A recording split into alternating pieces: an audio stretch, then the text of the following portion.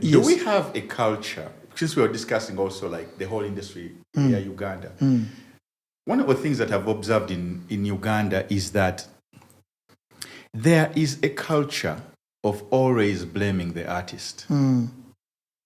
Nothing as a analysis young. In fact, I wrote an article about this in Jaji Publishing. Subconsciously, mu bwongo bwaffe, blaming the artist. Because subconsciously blaming an artist is a scapegoat. Changunya, and you can get away with it. Or artist ne bwakola chi mugambe enjaga. Artist ne bwakola chi mugambe oli mudongo. But we have a culture in this country of always blaming the artist. Ate ne chitwanguyira nnyo ne tukivaamu mangu. Kubanga that answer serves and covers so many things. Wechivira. Chaveri mu kadongo kamu. Nandi kanchize mu lubiri lwa Basekabaka. Badezideri yo nga bakyakuba endingidi. Badezideri yabo over their generation. Bebali balinanye Kabaka. Nga Kabaka babeera noonya okwakayivinga history n'abanamuwane bokkuba obulango ayita badongo. And it formed some sort of, because Buganda has always been a palace of power struggle, or Uganda, anywhere there's a palace, there's always power struggle.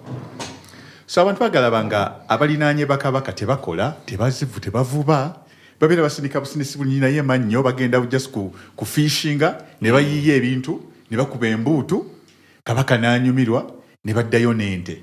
Yeah. Okitegeera? Yeah. Ne bagenda ne babira ne bakyala babwe paka kabaka lwategeka ekintu ekirala. They are always like people who are envied. Yeah. So when the colonialists came, and colonialists always want to dice whatever holds the society together, boche bagala okusooka okumenyaamenyawo. Ne bagamba, traditions zaabwe zibawa amaanyi, tusooke tuzikutule.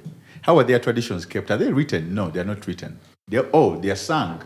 Yeah. Ne bakwata kati abagoma bonna. Teri mugoma yafuna mulimu mu colonial government. Bakwata abakopi bonna. Ne bagamba abakopi musaleke enviiri n'ebirevu. Tubawe emirimu mwambale na binu. Ne babawe emirimu mu police. Abakopi abaana bammwe okugenda mu ssomero. Kigambo bukopi sounds even bad. Abakopi abaana bammwe okugenda mu ssomero. These are the rules you have to adhere to. Basale enviiri. Batwale masomero g'Abakatuliki. Abaana bammwe basale enjala. Bonna babeere uniform. Kwegamba, they wanted to create a form of uniformity, which wasn't even here. Because here, as Africans, we've always treasured individuality. Yeah. Nti n'enviiri z'okugrowinga naturally mu dreadlocks oba afro oba biki byonna by'obeera osazeewo, it's just you nga baku-acceptingirayo. And nobody embraces that freedom of self-expression like an artist. Yes. Or the embodiment of that freedom yasigala mu ba artists. Kati sente bwe zadda mu bantu abatali ba artists who have always envied that position. Okiraba. Ba artist basigala nga bwe kituuka okusasula omusaala bo bakwata ate kati ndingidi. Ne bagenda ewa abantu abanywamu kabiya kaabwe ne bagamba bannange mbakubiremu akayimba. Nga kati the power dynamic had shifted from you being close to the power with the king, kabaka awanganguse kati abadongo basigadde mu kutambula na bujjita bwabwe okugenda mu kirabo ewali abava okukola. And there's nothing more. Teri muntu yeeraganga mukopi afunye ssente. Okitegeera? Omukopi n'alaba omudongo yakiringanga ne kabaka ng'azze okumusabayo akanusu amuzanyirewo akayimba ne koyina azisuula ati. Okitegeera? So that has now been the tradition even in our schools, that when you mention that a person is a creative, asooka n'akujja mu box eri n'akuteeka mu kaboksi kaakatono n'agamba abo. Ne bw'obeera nga you have more money, speak better English, you're well mannered, you've done more things. Baina ka box bakute wadde omuntu akola,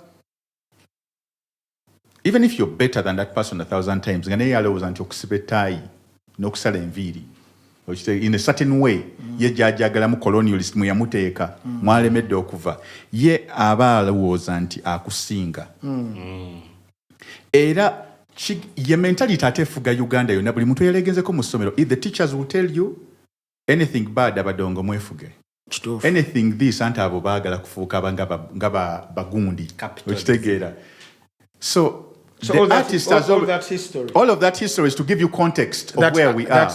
Tubanenya nnyo naddala ffe abali mu media. The blame game that it's a natural escape. It's an easy scapegoat to always blame the artist. Can I give an example? Let me arrive to the point. When I'm an artist who is booked to come to a show, right? I expect that there's a gate where I'm going to pass and park. I expect that there's security to be provided for me from when I enter the venue to when I leave the venue. If there's no security for me, I'm going to be forced to hire people for that day. I'm speaking singanze. Yes. I'm speaking on level y'abantu okitegeera. So when those people misbehave, who are they going to blame? The artist. But it's the promoter's job to make sure nina wempitira. Nemena kuhiring a security kubanga security the place I'm going to is secure. Yeah. When tuka kusheyo and I did sound check, but you hired a bad sound engineer. Oba gotoina na sound engineer oloze bebe yakwejalabya na kuono na sente. When my microphone sounds bad, tebatunulira nze bagamba yayimbye ki? Yayimbye bubi. But it's easy to blame the artist instead of saying, who set up this stupid stage? Who set up the that was the Azawi story. Remember the Azawi story? I don't even want to go to names. Names. I'm giving you context. But great men discuss ideas. I'm personalities. I'm a great man. No sanganga awandika article ablemize muyimbi yabadde ku stage. Nze naze nenkola sound check. Ne markinga levels zange ku mixer. Ninagenza okomawo nga mwahayarinze wa mixer yanywedde omwenge. Ow'amataala labya byakola. Stage yammwe waliwo ebisooto mukyambadde sneakers are white. Security temwagimpadde. So I'm forced to come with whoever my manager could find for that day. Or some homeboy I knew from back in the day. So it's easy to blame. It's an easy scapegoat. Okiraba? Ukati wengambira ntino mwe aba media. Mwanguwa nnyo okubuleminga kubanga kibanguyira. How about instead of saying for example ne Uganda music industry nze weeri bwe man diagnosing ebizibu bwe biva buli omu agamba but the artists have failed to go somewhere. It isn't the artist's job to manage the direction of their career. Kale personally it is. Kati nga ffe ba rappers because we are creative entrepreneurs. It's our job to do that. But all other genres, it's only for twinane special abilities into you know bikola your marketeer bichi no planning a route yonna to see a way out of the ghetto. But Uganda's biggest problem is that we don't have managers. But simanyi lwaki mu population y'abantu ana mu abatano everybody blames the artist. No, even if I wanted to find a creative manager, bantu batono nnyo abalina omutwe ku bibegabega byabwe okumpa idea y'akabi. Kituufu ekyo. Have you ever tried to speak to people abayita ba manager wano mu Uganda? You get disappointed. But also, tewaliwo moment singer, it is justifiable nti now this, it is blamed to the artist. Kati soko owulire eneyo yini statement. Most people will say the artist tawuliriza. But if I know more than you, and time it has proved that direction John Twalamu, I've already been there. I've done that. Why would I listen to you again? I don't want to be the smartest man in the room. That's why I hired another person to be a partner in this stream of thought. Because as an artist, maybe I'm speaking for myself here. You'll also attest. When I wake up in the morning, I'm thinking about my career. Yeah. When I'm eating lunch and breakfast, I'm thinking about my career. When I see something on TV, I'm thinking about how I'm placing myself in the global audience.